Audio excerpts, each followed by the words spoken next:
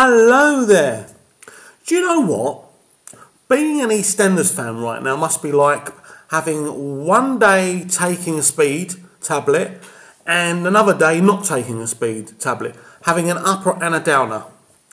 There's a lot to talk about. There's a lot going on. A lot of people accuse me of not being an Eastenders fan. Well, I'm a massive Eastenders fan, but I'm not just going to sit around and take the medicine that I'm given. Eastenders, as you know, my opinion is it hasn't been good enough for a very long time. Let me just say three names right now. Denise Van Outen. This is the most outrageous pieces of casting I've ever seen. Now, I've been keeping quiet about this. I've been biting my tongue, and believe me, my tongue's been hurting because of it. Her performance the other night was a disgrace. It was like watching Denise Van Outen on EastEnders. Not Karen Smart, or as I've nicknamed her, Karen Not So Smart. She can't act. I know she's done musicals, I know she's done this, but she cannot act. It was embarrassing. I was embarrassed for her, I was embarrassed for the BBC, I was embarrassed for EastEnders, and I was embarrassed for the showrunner, Dominic Treadwell-Collins, because it was an embarrassment. Now, she should never have been cast in this role. If they wanted her to do a cameo, they could have had her walking past or something. But what we saw from her was awful. And what is this character? They simulated this character to drop her drawers for Max. Something that really anyone could have done. But really, this whole thing has just been orchestrated just to put a famous UK personality on EastEnders. It's happening a lot now. Dominic Treadwell-Collins is casting a lot of well-known people, and there's no longevity in that. It's all about getting that instant kind of recognition. Oh, look, we're going to have this one on there or that one. Bonnie Langford has been cast as Cush's mother. Now, if you look at Cush and you look at Bonnie Langford, I mean, it's ridiculous. And let's be honest, it's not like Bonnie Langford is some A-list Hollywood actress. EastEnders is supposed to be a show that all shows will attract the teenagers, people in their early 20s. Who the hell who's a teen or in their early 20s or mid-20s knows who Bonnie Langford is? What is the point? Now, obviously, Dominic Treadwell-Collins has been quite clear that he wants all ages to watch EastEnders. But even, you'll think about me, I'm 42. Am I excited that Bonnie, no talent Langford, is going to be on EastEnders? No. The show, to me, is lost. We had the high of EastEnders Live, the anniversary, the 30-year anniversary, which was wonderful.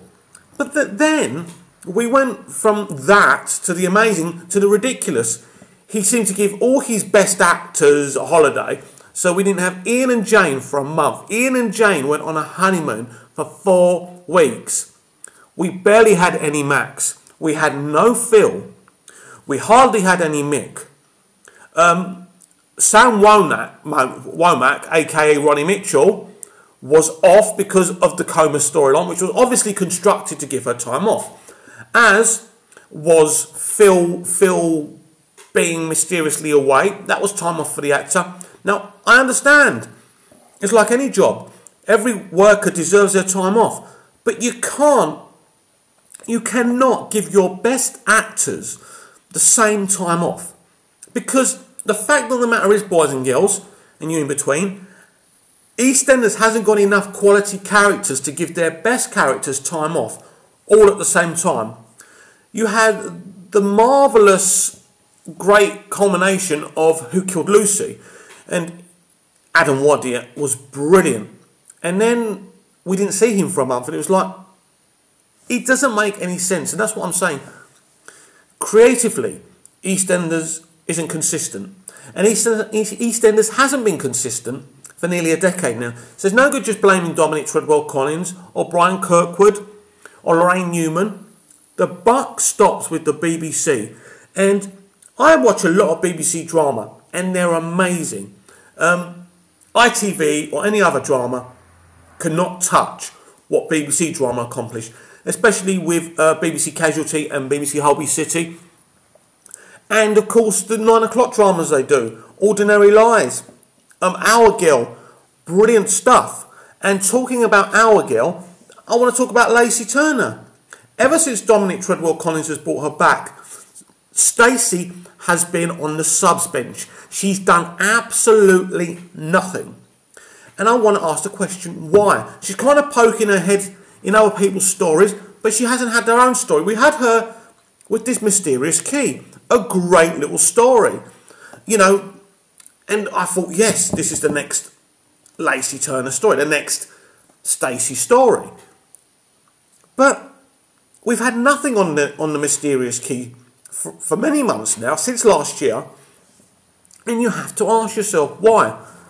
Why would you have someone like Lacey Turner on your books if you're not going to use her? What's the point? Also, you could say, we've got Lacey Turner to bring people in. It doesn't make sense. I have a lot of respect and admiration for Dominic Treadwell-Collins. He's a man with some brilliant ideas. But the show, for me, isn't run. I can only see from the outside. And as a viewer, it isn't run the way I want it to be run. And I've got hundreds of people direct messaging me on Twitter telling me the same thing. And I've been calling for change. I've been calling for Eastenders to have the major surgery it should have. And what disgusts me the most is how dishonest modern day TV critics are.